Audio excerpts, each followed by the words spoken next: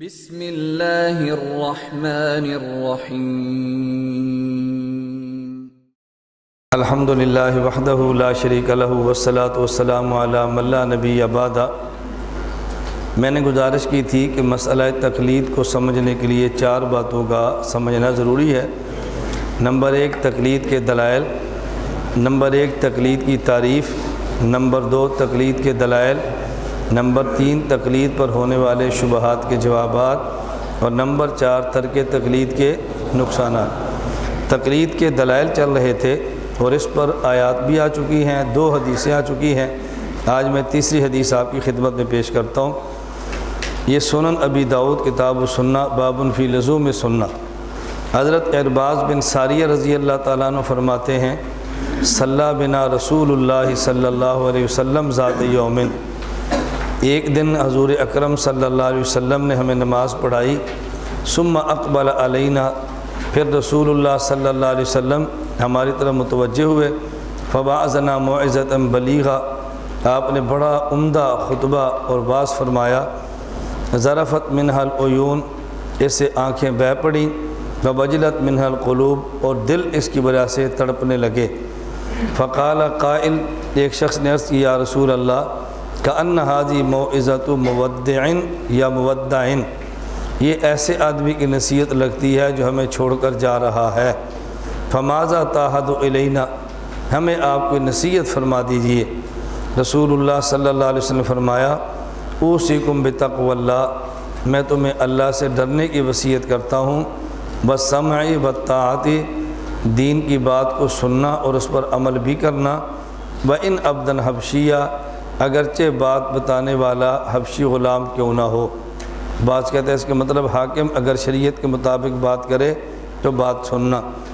فإنہ من یعش منکم بعدی فسیری اختلافا کثیرا، جو شخص تم میں سے میرے بعد زندہ رہے اور دین میں اختلاف دیکھے، فعلیکم بسنتی، میری سنت پہ ضرور عمل کرے، بسنت الخلفاء الراشدین المہدیین، اور خلفاء راشدین کی سنت پر عمل کرے، تمسکوا بہا، میری اور خلیفہ راشد کی سنت کو مضبوطی سے تھام لے، بازو علیہا بالنواجذ، اور اس کو ایسے مضبوطی سے تھامے جیسے داڑھ کے ذریعے دھاگے کو مضبوطی سے پکڑا جاتا ہے، وإیاکم ومحدثات الامور، اور نئی نئی باتوں سے بچنا، فإن کل محدثۃ بدعہ، اس لیے کہ ہر نئی بات دین میں بدعت ہے، وکل بدعۃ ضلالہ، اور ہر بدعت گمراہی ہے۔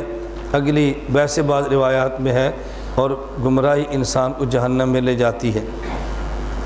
اس حدیث میں 2-3 باتیں آپ پہلے سماعت فرما لیں، میں سمجھانے کے لیے عرض کرتا ہوں، اس کو اچھی طرح سمجھ لیں۔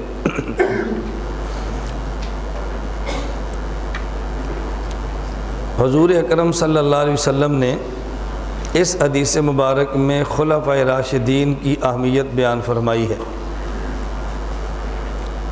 خلفاء راشدین کا دور تکمیل نبوت کا دور ہے۔ دور خلفاء راشدین تکمیل نبوت کا دور ہے۔ تکمیل نبوت کا معنی یہ نہیں کہ رسول اللہ صلی اللہ علیہ وسلم کی نبوت نامکمل تھی اور خلفاء راشدین نے مکمل کی ہے، بلکہ اس کا مطلب یہ ہے کہ جو کام دور رسالت میں ہونے تھے، رسول اکرم صلی اللہ علیہ وسلم دنیا میں چلے گئے، وہ کام اللہ نے دور خلافت راشدہ میں کروائے ہیں۔ تو نبوت کے جو کام بقیہ تھے وہ مکمل خلفاء راشدین کے ذریعے اللہ پاک نے کروائے ہیں تکوینی طور پہ۔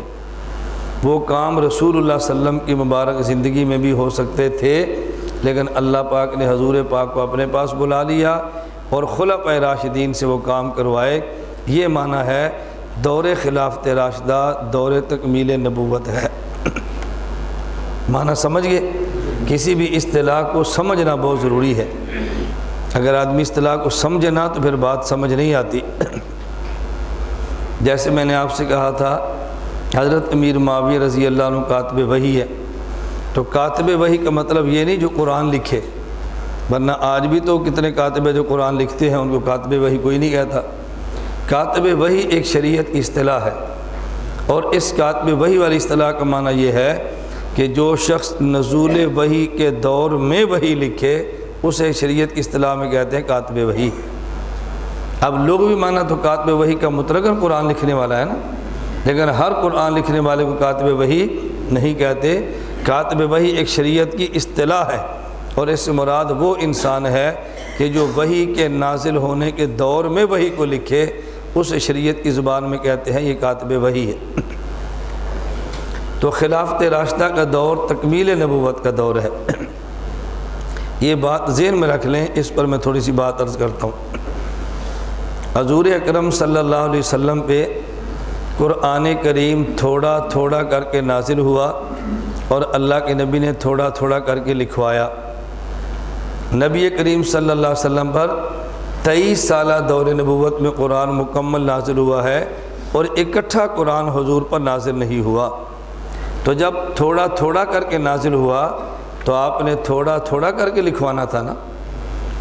رسول اللہ صلی اللہ علیہ وسلم نے وہ تھوڑا تھوڑا کر کے اترتا گیا، آپ صحابہ کو سناتے گئے، اور جو اترتا گیا آپ صحابہ سے لکھواتے گئے، چونکہ آپ امی تھے، لکھنا نہیں جانتے تھے۔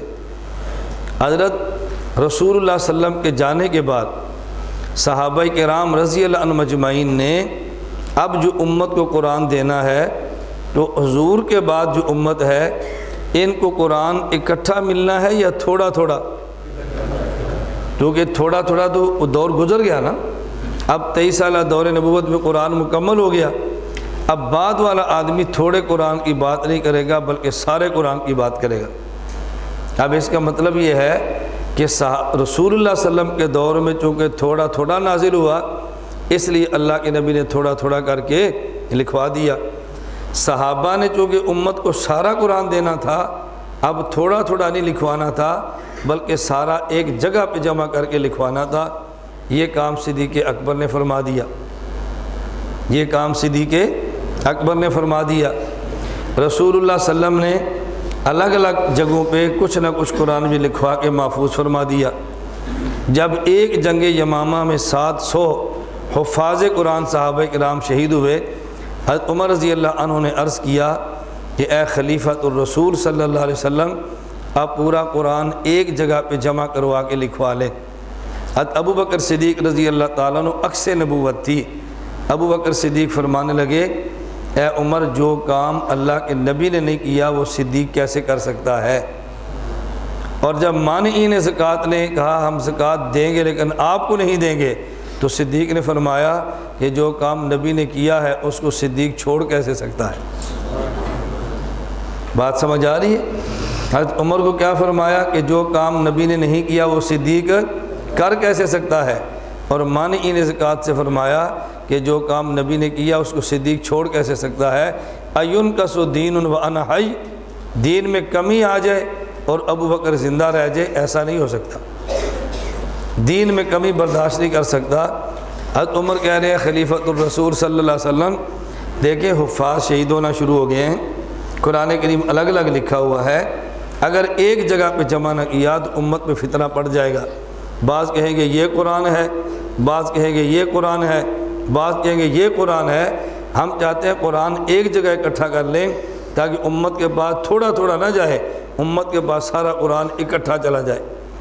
ابو بکر صدیق پھر فرمائیں جو کام حضور نے نہیں فرمایا عمر میں کیسے کر سکتا ہوں؟ حضرت عمر نے کہا فیہ خیرن، فیہ خیرن، فیہ خیرن، میرا ذوق کہتا ہے کہ آپ ایسے کر لیں، اسی میں بہتری ہے۔ حضرت صدیق دلیل کا مطالبہ کرتے ہیں، عمر بن خطاب ذوق پیش فرماتے ہیں، بالآخر ذوق عمر صدیق کی دلیل پہ غالب آ گیا، اور صدیق اکبر نے فرمایا کہ مجھے اللہ نے شرح صدر فرما دیا ہے عمر کی وجہ سے، لہذا اب بہتر ہے قرآن ایک جگہ پہ جمع کر لو۔ مجھے عمر کی بات سمجھ آ گئی ہے، اگر ایک جگہ پہ جمع نہ کیا تو نقصان ہوگا۔ اب بتائیں ایک جگہ پہ جمع ہونا ضروری تھا نا، اور پہلے ایک جگہ پہ جمع ہونا ضروری نہیں تھا، کیوں؟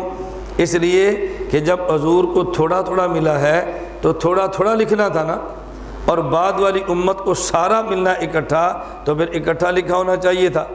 اب تکوینی نظام کا تقاضا ہی یہ تھا کہ اب قرآن تھوڑا تھوڑا نہ ہوتا بلکہ قرآن یکجا اکٹھا ہو جاتا۔ اسے اللہ کے نبی نے فرمایا ان اللہ جعل الحق علی لسان عمر و قلبہ، عمر بولتے بھی ٹھیک ہے، عمر سوچتے بھی ٹھیک ہے، عمر بولتے بھی ٹھیک ہے، عمر ترجمہ کرنا سیکھو. جعل الحق علی لسان عمر وقلبہ کا، عمر بولتے بھی ٹھیک ہے، عمر سوچتے بھی ٹھیک ہے. اب دیکھو جو عمر نے سوچا ہے تو یہ تکوینی نظام کے موافق ہے نا، انہوں نے اکٹھا لکھوا دیا. حضرت عثمان غنی رضی اللہ تعالیٰ عنہ کی خلافت کا دور آیا تو قرآن کریم چونکہ 7 قراتوں میں تھا اور مختلف قرات میں نسخے تیار ہوئے اور وہ عجم میں پھیل گئے. جب مختلف مقامات پہ کئی نسخے پھیلے تو عجم میں لڑائی شروع ہو گئی. ایک آدمی کہتا ہے کہ یہ قرآن اصلی ہے، الحمدللہ رب العالمین الرحمن الرحیم مالک یوم الدین، یہ اصلی ہے. دوسرے گاؤں میں قرآن پہنچا، انہوں نے کہا یہ اصلی ہے، الحمدللہ رب العالمین الرحمن الرحیم مالک یوم الدین، یہ اصلی ہے. تیسرے گاؤں والوں نے کہا یہ اصلی ہے جو ہمارے پاس آیا ہے، الحمدللہ رب العالمین الرحمن الرحیم مالک یوم الدین، یہ اصلی ہے. لڑائی شروع ہو گئی.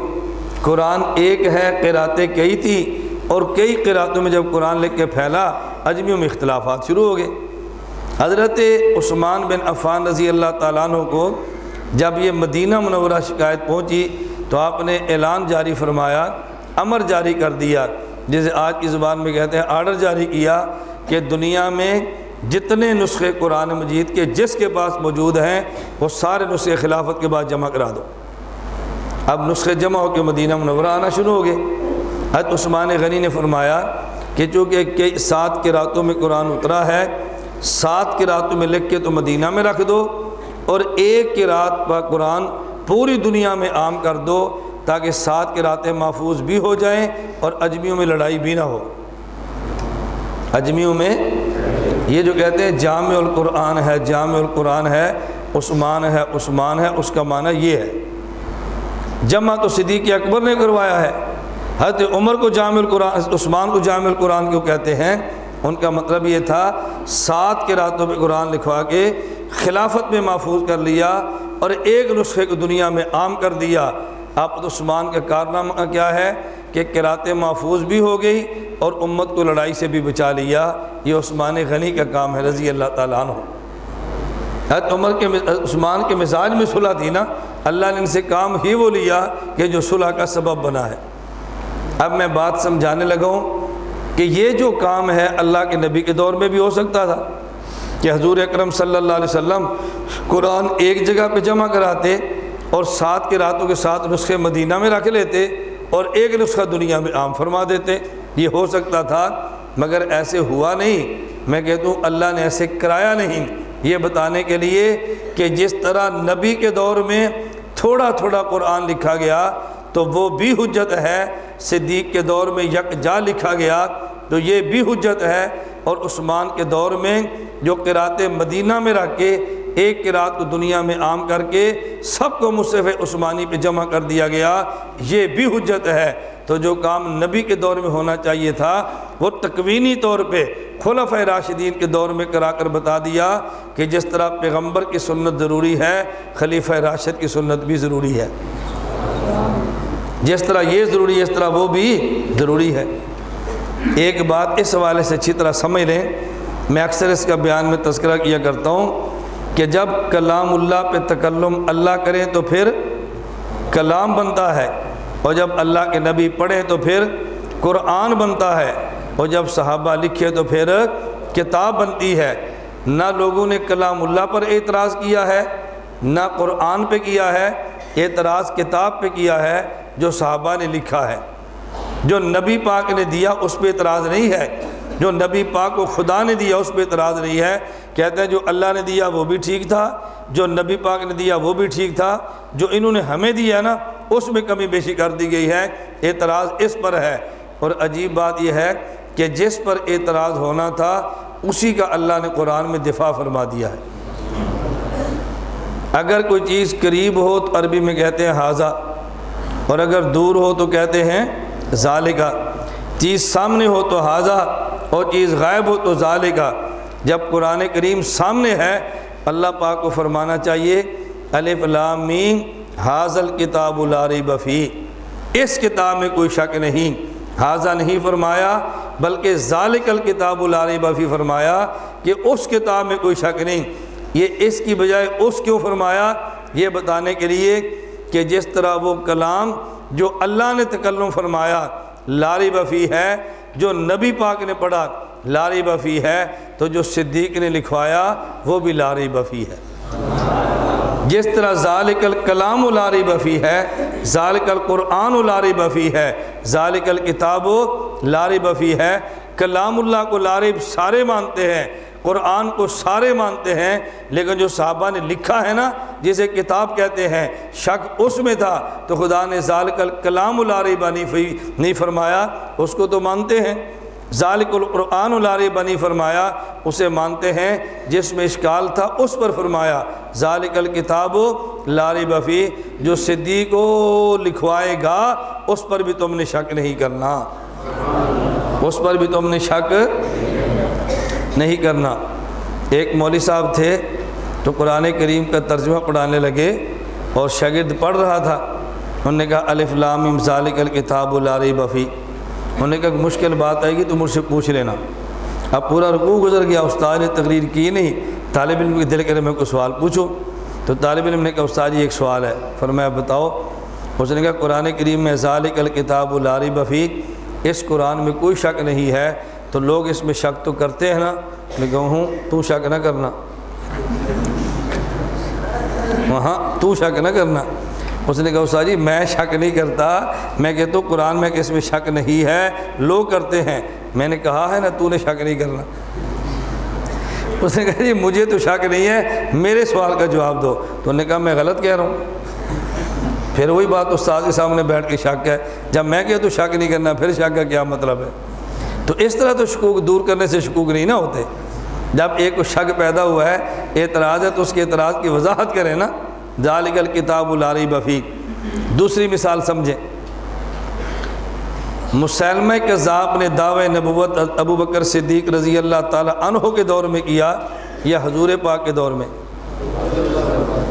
بولتے جاؤ نا۔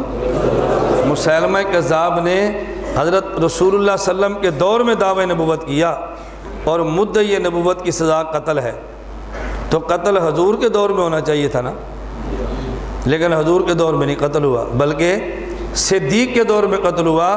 تو جو کام نبی کے دور میں ہونا چاہیے تھا، قافلہ حضور نے روانہ فرمایا، حضور وفات پا گئے، تو یہ کام اللہ نے صدیق کے دور میں کروا کے بتایا کہ جس طرح نبی کے دور کے کام حجت ہیں، صدیق کے دور کے کام بھی حجت ہیں۔ اسے کہتے ہیں دور خلافت راشدہ، دور تکمیل نبوت ہے۔ جو کام نبی کے دور میں ہونے تھے نا، وہ کام اللہ نے ان خلفاء راشدین کے دور میں کرائے ہیں، امت کو بتانے کے لیے کہ خلافت راشدہ کی اہمیت کیا ہے۔ میں اس حوالے سے بات کہہ رہا تھا۔ دوسری بات سمجھیں، یہ دوسری بات دراصل پہلی ہونی چاہیے، میں اس کو دوسری پیش کر رہا ہوں۔ پہلی کیا؟ خلفاء راشدین سے مراد صرف 4 ہیں، ابو بکر، حضرت عمر، حضرت عثمان، حضرت علی رضی اللہ تعالی عنہم۔ خلفاء راشدین سے مراد یہ 4 ہیں۔ آج بعض لوگ دھوکہ دیتے ہیں کہ نہیں، خلفاء راشدین سے مراد 4 نہیں بلکہ 7 ہیں۔ 4 یہی: نمبر 5 عبداللہ بن زبیر، نمبر 6 حسن بن علی، اور نمبر 7 حضرت امیر معاویہ رضی اللہ تعالی عنہم۔ اور دلیل کیا پیش کرتے ہیں؟ کہتے ہیں دیکھو حضرت عبداللہ بن زبیر نے اپنی خلافت کا اعلان کیا، خواہ تھوڑی دیر کے لیے ہو۔ حضرت حسن خلیفہ بنے 6 ماہ کے لیے، لیکن بنے تو ہیں نا۔ اور حسن رضی اللہ تعالیٰ عنہ نے جب بیعت کر لی، امیر معاویہ رضی اللہ تعالیٰ عنہ بلا اختلاف خلیفہ بن گئے۔ تو ان لوگوں کی دلیل یہ ہے کہ صحابہ میں خلفاء 4 نہیں بلکہ 7 ہیں: حضرت ابو بکر، حضرت عمر، حضرت عثمان، حضرت علی، حضرت عبداللہ بن زبیر، حضرت حسن، حضرت امیر معاویہ رضی اللہ عنہم۔ خلفاء 7 ہیں، اور قرآن کریم نے فرمایا اولئک ھم الراشدون، سارے صحابہ راشد ہیں۔ سارے ہی بعض راشد ہیں، تو خلفاء 7 ہیں اور راشد سارے ہیں۔ اس سے پتہ چلا جو خلیفہ ہوگا وہ راشد بھی ہوگا۔ اس لیے 4 کو خلفاء راشدین کہنا یہ بددیانتی ہے، بلکہ خلفاء راشدین 4 نہیں 7 ہیں۔ اب جب یہ دلیل سامنے آتی ہے، ہمارے ہی بچے ہوتے ہیں اور ہمارے ہی اکابر کو چھوڑ دیتے ہیں۔ سارے اکابر فرماتے ہیں خلفاء راشدین سے مراد 4 ہیں۔ ایک بندے نے دلیل پیش کی ہے تو لوگوں نے اس کی بات مان کے اکابر کو چھوڑ دیا. کیوں؟ بات دلیل سے کرنی چاہیے. ہم اکابر پرست تو نہیں ہیں نا، ہم اکابر پرست تو نہیں ہیں، بات تو دلیل سے ہونی چاہیے. میں نے کہا بالکل دلیل سے ہونی چاہیے، لیکن اکابر سے دلیل پوچھ تو لیتے نا. اکابر کے خلاف جس نے مسئلہ پیش کیا اس کی دلیل تو نے پڑھی ہے اور اکابر کی دلیل پڑھی نہیں ہے، اور اس نے جو دلیل پیش کی ہے اس کا جواب اکابر سے لے لیتا تو تجھے کبھی بھی اشکال پیدا نہ آتا کہ اکابر کا یہ مسئلہ قرآن یا حدیث مبارک کے خلاف ہے. اور آپ کو حیرانگی ہوگی، ابھی ایک پروفیسر صاحب زندہ ہیں، انہوں نے یہ نظریہ پیش کیا اور اتنے یقین فرمائے کہ بھونڈی قسم کی دلیلیں دی کہ بندے کو سن کر بھی شرم آتی ہے. یہ میں نے براہ راست ان کی CD منگا کے ایک دلیلیں سنی کہ ان کے دلائل ہے کیا، یہ کس بنیاد پہ کہتے ہیں کہ خلفائے راشدین 4 نہیں بلکہ 7 ہیں. ایک وہ دلیل دینے لگے، کہنے لگے تم کہتے ہو امیر معاویہ خلیفہ راشد نہیں، میں تو کہتا ہوں مولانا زید الراشدی بھی خلیفہ راشد ہے. اچھا دلیل کیا؟ انہوں نے دلیل یہ دی، کہتے ہیں کہ مولانا زید الراشد صاحب نے روزنامہ اسلام پہ کالم لکھا، میری مسجد شیراں والا باغ ہے اور اس کے آگے شیراں والا باغ ہے، اور شیراں والا باغ میں بعض لوگ ایسے ہیں جو پہلوانی سکھاتے ہیں، اور جو پہلوانی سکھائے ہمارے گجرانوالہ کی زبان میں اس کو خلیفہ کہتے ہیں. کہتے ہیں دیکھو پہلوانی سکھائے وہ خلیفہ. تو مولانا زید الراشد صاحب کہتے ہیں اب میں لڑ تو نہیں سکتا، اب میں لڑائی سکھاتا ہوں، یعنی میں بوڑھا ہوں، دلائل کی جنگ لڑتا نہیں، دلائل سکھاتا ہوں. تو خلیفہ ہوئے اور خود کو راشدی بھی کہتے ہیں، لہذا راشد بھی ہوئے. آپ کہتے ہیں امیر معاویہ خلیفہ راشد نہیں، میں کہتا ہوں یہ بھی مولانا زید الراشدی بھی خلیفہ راشد ہیں. یہ دلیل دی جا رہی ہے اکابر کے مسلک کو توڑنے کے لیے. انسان کو سن کر بھی کتنی شرم آتی ہے. اور ہمارے لوگ بہت سادے ہیں. آپ میں سے بعض ساتھی اس جماعت کو تو محسوس نہ فرمائیں، میری بات کو دلیل سے سمجھا کریں. ہمارے المیہ کیا ہے، اگر میں تحفظ ختم نبوت پہ کام کرتا ہوں تو کوئی بندہ جیسا کیسا بھی ہو وہ ختم نبوت پہ 2 جملے بول دے، میں سر پہ اٹھا لوں گا بھئی اس نے میرے مشن میں میری تائید کی ہے. میں دفاع صحابہ کا کام کرتا ہوں رضی اللہ عنہم، کوئی بندہ 2 جملے دفاع صحابہ پہ بول دے میں سر پہ اٹھا لوں گا کہ اس نے میری تائید کی ہے. اچھا میں کام کرتا ہوں حنفیت پہ، کوئی بندہ 2 جملے امام صاحب کی شان میں بول دے میں سر پہ اٹھا لوں گا اس نے میری تائید کی ہے. میں کام کرتا ہوں دعوت تبلیغ والا، کوئی بندہ 2 جملے میرے حق میں بول دے میں سر پہ اٹھا لوں گا اس نے میرے کام کی تائید کی ہے. بھئی ہمارا کام محدود نہیں ہے، ہمارا کام پورے کا پورا دین ہے. اس لیے کوئی بندہ 2 جملے آپ کے کام کے حق میں بول دے تو اس کو اسی حد تک رکھنا جتنی تائید کی ہے، اس سے زیادہ اس کو اتنا سر پہ نہ بٹھانا کہ اس کی وجہ سے اپنے اکابر کا مشن آپ کو چھوڑنا پڑ جائے. یہ میری بات سمجھ آ رہی ہے؟ اس پر میں ایک واقعات تو میرے پاس اللہ کا شکر ہے بہت ہیں، لیکن میں سمجھانے کے لیے ایک واقعہ پیش کرتا ہوں. مولانا حق نواز رحمۃ اللہ علیہ نے ایک بیان فرمایا تھا اکاڑا میں. مولانا اکاڑا میں بیان فرما رہے تھے، اس بیان کے دوران ایک لڑکا بڑا جذباتی ہو کر اٹھا اور مسلکن وہ دیوبندی نہیں تھا. اس نے کہا لبیک یا رسول اللہ، لبیک یا رسول اللہ، لبیک یا رسول اللہ. آپے سے باہر ہو گیا، جذباتی ہو گیا، نعرے مارے. اب مولانا حق نواز رحمۃ اللہ علیہ کا کمال دیکھیں.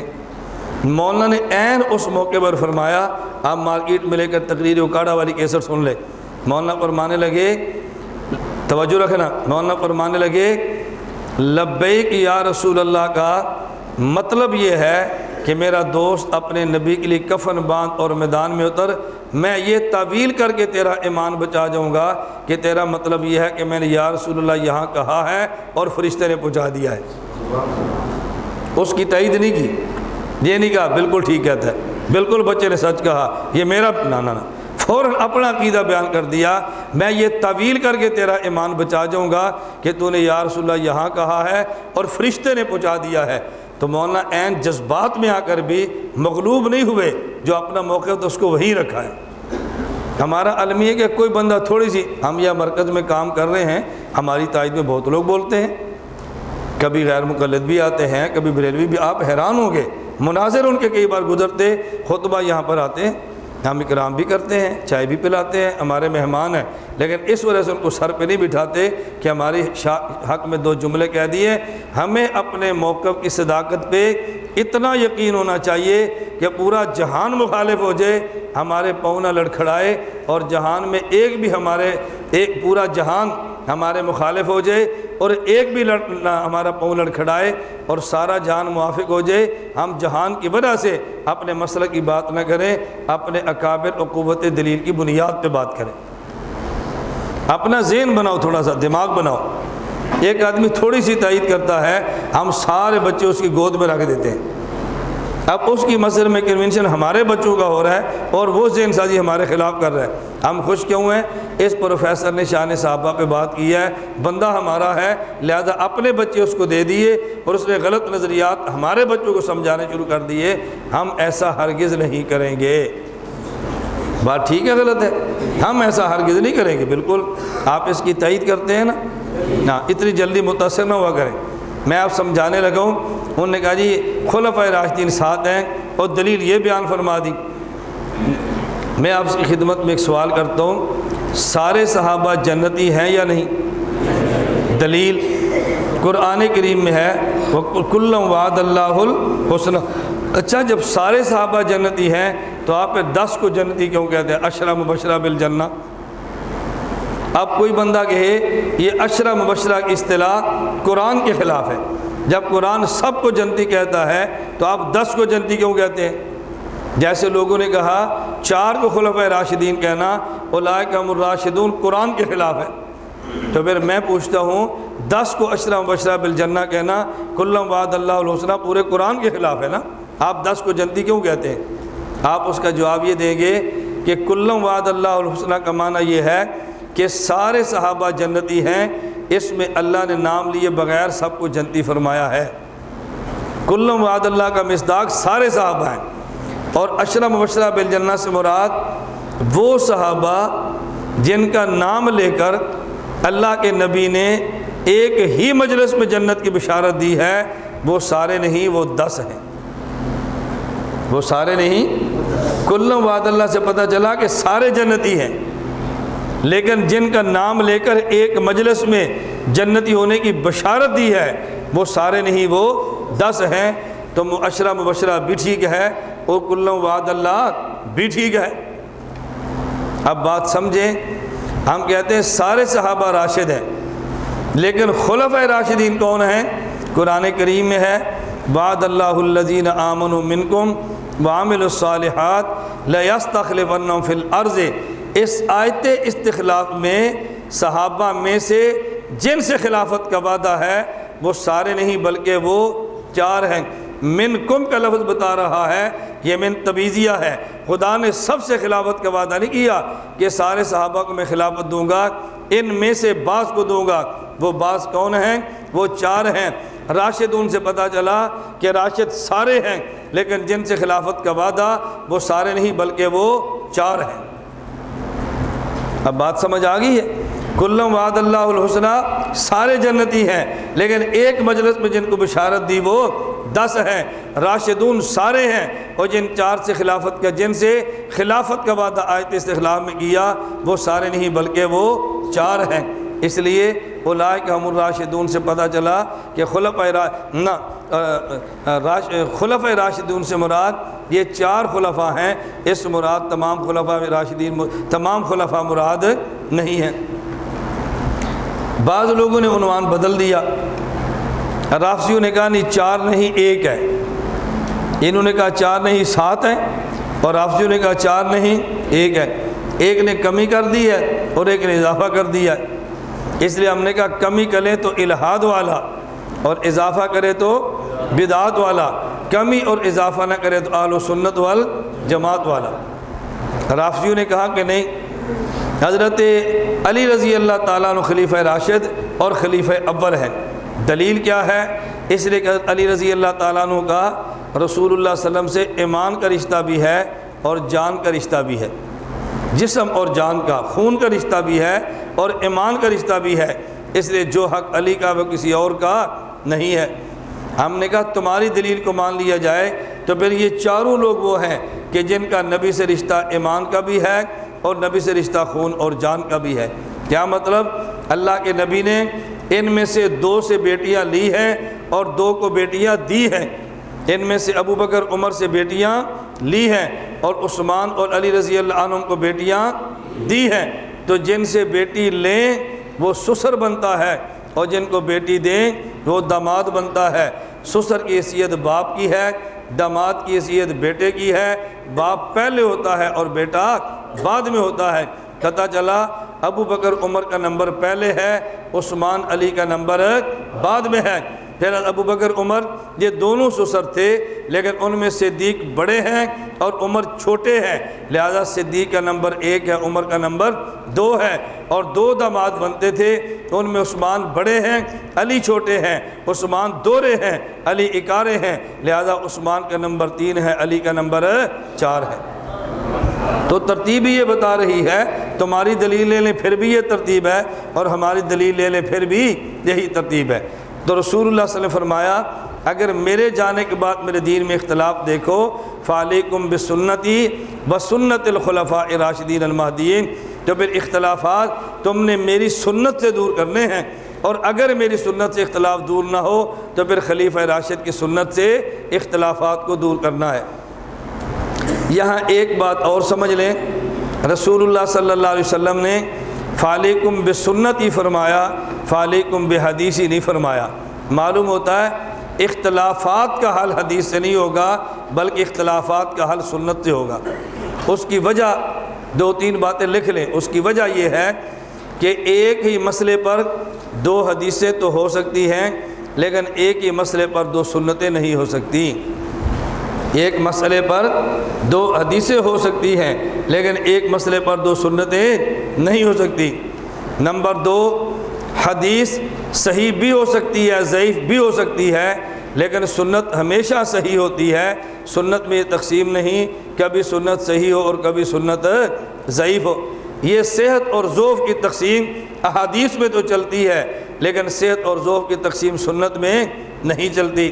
نمبر 3، ایک منسوخ ہو اور ایک ناسخ ہو۔ حدیث منسوخ بھی ہوتی ہے اور حدیث ناسخ بھی ہوتی ہے، لیکن سنتوں میں ناسخ اور منسوخ کی بحث نہیں چلتی۔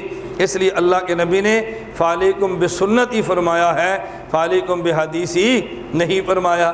سنت کے زندہ کرنے پہ 100 شہیدوں کے اجر کا وعدہ کیا ہے، حدیث کے زندہ کرنے پہ 100 شہید کے اجر کا وعدہ نہیں۔ حضرت ابو ہریرہ فرماتے ہیں رسول اللہ صلی اللہ علیہ وسلم نے فرمایا من تمسک بسنتی عند فساد امتی فلہ اجر 100 شہید، جس نے ایسے وقت میری سنت کو زندہ کیا جب لوگوں نے سنت کو چھوڑ دیا ہو، اللہ اس ایک سنت کو زندہ کرنے پہ 100 شہید کا اجر عطا فرمائیں گے، 100 شہید کا اجر عطا فرمائیں گے۔ یہ میں نے 4 وجہ پیش کی ہے۔ اس حدیث پر بھی ایک نکتہ سماعت فرما لیں، اس حدیث پر بھی من تمسک بسنتی عند فساد امتی فلہ اجر 100 شہید، اس پر بھی سنیں۔ ایک شخص مجھ سے فرمانے لگے کہ مولانا صاحب یہ جو لوگ جہاد میں جا کر شہید ہوتے ہیں اور شہادت کا اجر پاتے ہیں تو اسے بہتر نہیں ہے بندہ جہاد کی بجائے نبی پاک صلی اللہ علیہ وسلم کی مردہ سنتوں کو زندہ کرے اور ایک سنت کے زندہ کرنے پر 100 شہید کا اجر لے؟ وہاں جائیں گے تو کٹیں گے، جسم کے اعضاء بھی کٹیں گے، تکلیف برداشت کریں گے، ماں باپ اولاد سے دور رہیں گے، گھر سے بے گھر رہیں گے، مشقتیں اٹھائیں گے، اور ایک سنت کا اجر ملے گا۔ اور یہاں ایک سنت کو زندہ کریں گے تو 100 کا اجر ملے گا، اور جب روزانہ 10 سنتیں زندہ کریں گے تو 1000 کا اجر ملے گا۔ تو زندگی میں ایک کا اجر لینے سے بہتر نہیں آدمی روزانہ 1000 کا اجر لے لے۔ اب یہ ایسا شبہ ہے کہ جو بندے کو جہاد سے دور کر دیتا ہے، اور ہمارا کام کیا ہے؟ تواصو بالحق۔ ذہن میں آ گیا ہمارا کام کیا ہے؟ کیا مطلب؟ شبہات کو صاف کرنا۔ اس لیے آپ کو کسی عقیدے اور مسئلے پر شبہ پیش آ جائے، آپ مرکز اہل السنت والجماعت سرگودہ رجوع کرنا، اللہ نے چاہا تو آپ کو شبہات دور ہو جائیں گے انشاءاللہ۔ آپ دیکھنا، آپ رجوع کرنا، پھر آپ کو سمجھ آئے گی کہ شبہات دور کیسے ہوتے ہیں۔ میں نے اس سے عرض کیا، میں نے کہا ایک ہوتا ہے اجر اور ایک ہوتی ہے قدر۔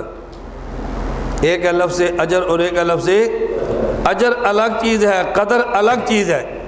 یاد رکھنا، اجر الگ چیز ہے، قدر اجر نام ہے مزدوری اور تنخواہ کا، اور قدر نام ہے مقام اور پروٹوکول کا۔ آدمی اللہ کے راستے میں جان دے، اسے شہید کا قدر ملتا ہے، اسے شہید کا پروٹوکول ملتا ہے، اور اگر میدان جہاد سے دور رہ کے سنت زندہ کریں تو اس سے شہیدوں کا اجر ملتا ہے۔ اجر اور ہے، قدر اور ہے۔ لاکھ شہداء کا بھی اجر آ جائے تو ایک شہید کی قدر کے برابر نہیں ہے، ایک شہید کی قدر کے برابر نہیں ہے۔ میں آپ کو مثال دیتا ہوں، پھر آپ کو بات جلدی سمجھ آئے گی۔ اگر کوئی بندہ آپ سے پوچھے کہ آپ کے صوبہ کے وزیر اعلیٰ کی تنخواہ کتنی ہے، صوبہ کے وزیر اعلیٰ کی تنخواہ کتنی ہے، 2 لاکھ ہوگی، 2.5 ہوگی، 3 لاکھ ہوگی، اس سے زیادہ نہیں ہے۔ اور اگر کوئی بندہ آپ سے پوچھے کہ فیکٹری کے جی ایم کی تنخواہ کتنی ہے تو ہو سکتا ہے 10 لاکھ ہو۔ اب دیکھو، وزیر اعلیٰ کی تنخواہ اجر کم ہے اور فیکٹری کے جی ایم کا اجر زیادہ ہے، لیکن جب وزیر اعلیٰ صاحب لاہور سے سرگودا آئیں تو پھر فیکٹری کے جی ایم نہیں، فیکٹری کے مالک بھی سڑک پر کھڑے ہونا تو کہتے ہیں روڈ صاف کر دو، کیوں؟ وزیر اعلیٰ صاحب آ رہے ہیں۔ 100 جی ایم مل کے وزیر اعلیٰ کو نہیں بدل سکتے، اور وزیر اعلیٰ کے ایک قلم سے 1000 جی ایم ختم ہو جاتے ہیں۔ اجر اور ہے اور قدر اور ہے، توجہ رکھنا، اجر اور ہے، قدر اور ہے۔ قدر کا معنی پروٹوکول ہے۔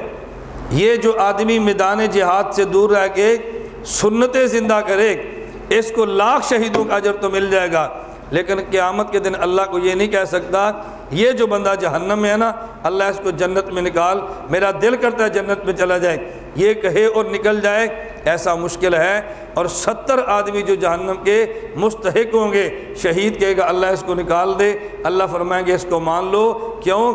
اس لیے کہ اس کے پروٹوکول کا تقاضا یہ ہے، یہ سفارش کرتا جائے اور تم اس کی بات مانتے جاؤ۔ قدر اور ہوتی ہے، اجر اور ہوتی ہے، بات سمجھیں۔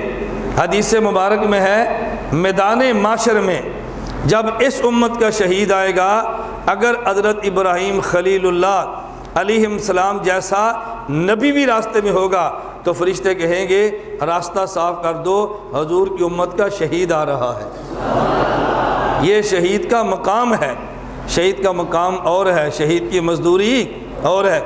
اجر اور قدر میں فرق ہے نا، اجر اور قدر میں فرق ہے۔ جنت میں آدمی چلا جائے جس نے 100 سنتیں روزانہ زندہ کی ہے، کسی ایک روایت میں نہیں ہے وہ جنت میں جا کر کہے اللہ میں نے دنیا میں واپس جانا ہے۔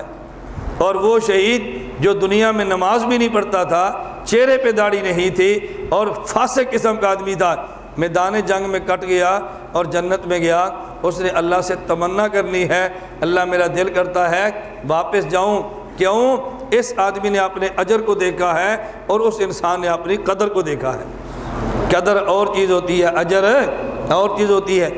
ایک آدمی گورنر کی کوٹھی کو رنگ کرے اور روزانہ کا 500 اس کو مزدوری ملے، اور جب کوٹھی مکمل ہو جائے تو گورنر صاحب پوچھیں یہ پینٹ کس نے کیا ہے؟ وہ کو جی فلاں بندے نے کیا ہے۔ تو گورنر صاحب کہتے ہیں آج عصر کے بعد ہمارے گورنر ہاؤس کے لان میں بیٹھ کے اسے کہنا ہے چائے ہمارے ساتھ پیے۔ وہ گورنر کے ساتھ بیٹھ کے جو چائے پی رہا ہے، یہ اجر ہے یا قدر ہے؟ اجر ہے یا قدر ہے؟ وہ کہے گا گورنر صاحب مجھے آپ 1 روپیہ بھی نہ دیتے نا اور اپنے ساتھ ملا کر چائے پلا دیتے تو آپ نے میرے رنگ کی قیمت ادا کر دی ہے۔ کیوں؟ وہ پیسے تو اور جگہوں سے مل سکتے ہیں لیکن یہ عزت اور جگہ سے نہیں ملتی۔ اجر اور ہے اور قدر اور ہے۔ جو مزدوری میں 500 ملے ہیں نا، یہ دنیا میں کسی کو نہیں دکھاتا کہ یہ 500 وہ ہے جو مجھے گورنر صاحب نے مزدوری میں دیے ہیں، اور جو ساتھ بیٹھ کے لان میں چائے پی ہے وہ فوٹو ہر کسی کو دکھاتا ہے میں نے گورنر کے پاس بیٹھ کے گورنر کے ساتھ بیٹھ کے چائے پی ہے، کیونکہ دیہاتی اور مزدور ان پڑھ بھی سمجھتا ہے کہ جو مقام قدر کا ہے وہ مقام اجر کا نہیں۔ اے کاش اس بات کو مولوی صاحبان بھی سمجھ لیتے کہ جو مقام قدر کا ہے مقام اجر کا نہیں ہے۔ ایک مثال بنتی نہیں ہے، میں اس لیے کہتا ہوں بنتی نہیں کا مطلب یہ ہے آپ حضرات محسوس نہ فرما جائیں اپنی مثال کیوں دی ہے۔ اب دیکھو اس مرکز میں بھی ہوں، ہمارے ساتھ بھی ہیں، میں مرکز میں پہلے دن سے تنخواہ نہیں لیتا۔ آپ کو بندہ آپ سے پوچھے کہ مولانا صاحب آپ کی تنخواہ کتنی ہے تو آپ کو 1 روپیہ بھی نہیں ملے گا، اور پوچھے مفتی شبیر صاحب تنخواہ کتنی ہے؟ آپ کو پتہ چل جائے گا کتنی ہے۔ آپ بتائیں اس مدرسے سے اجر ان کو ملتا ہے یا مجھے؟ بتاؤ نا۔ نہیں، مسئلہ سمجھا کریں، میں مسئلہ سمجھا رہا ہوں۔ تنخواہ ان کو مل رہی ہے، مجھے مل رہی ہے؟ آپ ایمان سے بتاؤ، عزت زیادہ کسی کرتے ہیں؟ کیوں؟ یہ قدر ہے۔ اب اجر اور ہے قدر، میدان جنگ میں کٹنے پہ شہید کا قدر ہوتی ہے، اور دور رہ کر سنت زندہ کرنے سے اجر ملتا ہے۔ یہی تو وجہ ہے کہ اللہ کے نبی نے شہید کی بات کی ہے کہ جو سنت زندہ کرے گا نا اس کو شہیدوں کا اجر خدا دے گا۔ شہیدوں کا معلوم ہوتا ہے شہید کو بڑی چیز ہے، تبھی تو فرمایا نا شہیدوں کا اجر دے گا، اور شہیدوں کے بھی اجر کی بات کی ہے، شہیدوں کی قدر کی بات ہے۔ یہ اگر بات آپ کو سمجھ آ جائے، آپ جہاد نہ کریں لیکن جہاد کی مخالفت کبھی نہیں کریں گے۔ اس لیے میں منع کرتا ہوں اللہ کے لیے جہاد کی مخالفت کر کے اپنے ایمان کو برباد نہ کرنا۔ میدان جہاد میں نہ جانا الگ چیز ہے، اور جہاد کی مخالفت کر کے جہنم میں جانا الگ چیز ہے۔ میں آپ کو ترغیب نہیں دے رہا آپ جہاد کے اندر چلے جاؤ، میں آپ کو یہ نہیں کہہ رہا افغانستان چلے جاؤ، میں آپ کو لڑنے کی ترغیب نہیں دے رہا، لیکن یہ میں بات کہہ رہا ہوں کہ مخالفت کر کے ان کے زخموں پہ نمک نہ چھڑکنا، اور اللہ کے لیے اپنی جہنم نہ خریدنا، تعویلیں اور تعریفیں جہاد کے مسئلے پہ نہ کرنا، اپنی آخرت خدا کے لیے برباد نہ کرنا۔ اگر مولوی بھی جہاد کے آیات میں تعریف اور تعویل کرے گا تو بتاؤ مرزا قادیانی کا جرم کیا ہے؟ اس بے ایمان کو نبی بنایا تھا جہاد ختم کرنے کے لیے، اور ہمیں مولوی بنایا ہے جہاد کو ختم کرنے کے لیے۔ اگر ہم بھی مخالفت کریں گے تو ہم اور قادیانی مدعی نبوت میں فرق کیا ہے؟ اس لیے میں بارہا گزارش کرتا ہوں تعویلیں اور تعریفیں کر کے خدا کے لیے اپنے مذہب کو برباد نہ کرنا، اور اپنی جنت تباہ نہ کرنا۔ مجھے 13-14 سال ہو گئے ہیں، میں ایک دن بھی جہاد کے اندر نہیں گیا، میں جہاد کے اندر نہیں جاتا، اپنے علمی کام میں لگا ہوا ہوں، لیکن اس کا معنی یہ کہ میں ان کو برا بھلا کہنا شروع کر دوں۔ میں بسا اوقات سفر میں ہوتا ہوں، اور اس میں اللہ گواہ کوئی شک نہیں ہے میدان جہاد میں مجھے اتنی مشقت برداشت نہیں کرنا پڑی جتنی مشقت مجھے اس مسئلے کے کام میں کرنا پڑ رہی ہے۔ اتنی تکلیفیں مجھے وہاں نہیں اٹھانی پڑی جتنی تکلیفیں میں نے اس کام میں اٹھائی ہیں۔ اتنی مخالفت کا سامنا مجھے وہاں نہیں تھا جتنی مخالفت کا سامنا یہاں پر ہے۔ اور مفتی شفیع رحمۃ اللہ علیہ نے بڑی عجیب بات فرمائی ہے، فرمایا یجاہدون فی سبیل اللہ ولا یخافون لومۃ لائم، یا ایھا الذین آمنوا من یرتد منکم عن دینہ فسوف یأتی اللہ بقوم یحبهم ویحبون اذلۃ علی المؤمنین اعزۃ یجاہدون فی سبیل اللہ ولا یخافون لومۃ لائم۔ حضرت فرماتے ہیں اللہ نے یجاہدون کے بعد لا یخافون کیوں فرمایا ہے؟ اس لیے آدمی جیل کاٹ لیتا ہے اور کام نہیں چھوڑتا، زخم سہ لیتا ہے اور کام نہیں چھوڑتا، جسم کے ٹکڑے کروا لیتا ہے اور کام نہیں چھوڑتا، اور جب اپنے مخالفت کریں تو دل چھوٹا کر کے کام کو چھوڑ جاتا ہے۔ یجاہدون آسان ہے اور لا یخافون مشکل ہے۔ یہ میری تحقیق نہیں ہے، مفتی اعظم پاکستان مفتی محمد شفیع رحمۃ اللہ علیہ کی تحقیق ہے۔ آپ اپنی آنکھوں سے دیکھ رہے ہیں نا کہ لوگ جیلیں کاٹ رہے ہیں، جہاد نہیں چھوڑ رہے، ایسے ہے کہ نہیں؟ زخم سہ رہے ہیں اور طریقے برداشت کر رہے ہیں، اور بیٹھتے کیوں ہیں؟ تو یار دل کھٹا ہو گیا، اپنے مخالفت کرتے ہیں، اپنے غیر ہوتا تو پھر بھی تھا، اپنے مخالفت کرتے ہیں، لوگ بیٹھ جاتے ہیں۔ مفتی صاحب فرماتے ہیں یجاہدون آسان ہے، لا یخافون یہ مشکل ہے۔ اور میں اپنے ساتھ کہتا ہوں ہم نے 10 سال یجاہدون پہ گزارے ہیں، اب 8واں سال لا یخافون پہ چل رہا ہے۔ بات سمجھ آ رہی ہے؟ پہلے یجاہدون پہ تھے، اب لا یخافون پر ہے۔ لا یخافون کا مطلب سمجھ لیں، اس کا معنی یہ ہے اپنے آپ کو ستائیں اور آپ جواب نہ دیں، یہ ہے لا یخافون۔ اگر اپنے ستائیں اور آپ بھی بھڑاس نکال لیں تو پھر آپ برابر سرابر ہیں، اب لا یخافون میں آپ شامل نہیں ہیں۔ اپنے الزام لگاتے رہیں اور آپ خاموش رہیں، اپنے برا کہتے رہیں اور آپ خاموش رہیں، آپ اپنے گالیاں دیتے رہیں اور آپ جواب نہ دیں، آپ نے آپ کے خلاف بولتے رہیں اور آپ خاموشی اختیار کریں، تب لا یخافون ہے۔ اگر انہوں نے آپ کا اشتہار پڑھا، آپ نے ان کا پھاڑ دیا، تو پھر لا یخافون کیسے ہے؟ وہ الزام آپ پہ لگائیں، آپ ان پہ لگا دیں، بتاؤ پھر لا یخافون کیسے ہے؟ یہ بہت مشکل ہے۔ اس لیے میں کہا کرتا ہوں یہ شعر پڑھنا آسان ہے، عمل کرنا بڑا مشکل ہے۔ شہداء نے پکارا ہے تم کو فردوس کے بالا خانوں سے، ہم راہ وفا میں کٹ آئے تمہیں پیار ابھی تک جانوں سے، اس جذبہ ایک گلبوسی میں کچھ کانٹے بھی چبھ جاتے ہیں، اپنوں کے نشتر سہ لینا، ٹکرانا فقط بیگانوں سے۔ یہ شعر پڑھنے آسان ہیں، اور کسی نے عمل کی تصویر دیکھنی ہو نا، ہم فقیروں کو دیکھ لو، پورا زمانہ مخالف ہے، لیکن ہمیں رتی برابر بھی پرواہ نہیں ہے، رتی برابر بھی پرواہ نہیں۔ کیوں؟ ہمارا کام خالص اللہ کے لیے ہے، اللہ راضی رہے، بس کسی کی پرواہ نہ کرو۔ لوگ سمجھے مجھے محروم وقار و تمکین، لوگ سمجھے مجھے محروم وقار و تمکین، مگر وہ نہ سمجھے میری بزم کے قابل نہ رہا۔ لوگ کہہ دیں یہ پاگل ہیں، اللہ سمجھے عقل مند ہے تو کافی ہے۔ لوگ سمجھے ذلیل ہے، اللہ عزت دے تو کافی ہے۔ لوگ سمجھے گندا ہے، اللہ سمجھے اچھا ہے تو بس ہمارے لیے کافی ہے۔ اس لیے میں بات سمجھا رہا ہوں، اس کا اچھی طرح پہ اہتمام فرمائیں۔ لا یخافون کا مصداق بنیں، مقابلے میں بولنے کا مصداق نہ بنیں، خاموشی سے اپنا کام کریں، پھر آپ دیکھیں کام میں لطف کتنا آتا ہے۔ آپ کسی بھی شہر میں جائیں گے نا، آپ کو ہر جگہ ہمارے اجر بڑھانے والا کوئی نہ کوئی بندہ آپ کو ضرور ملے گا۔ اس لیے آپ مخالفتیں کبھی نہ کریں۔ آپ میں سے بہت کم ایسے ہوں گے جو تہجد پڑھتے ہیں، لیکن تہجد کی مخالفت کرنے والا ایک بھی نہیں ہے۔ مخالفت نہ کریں۔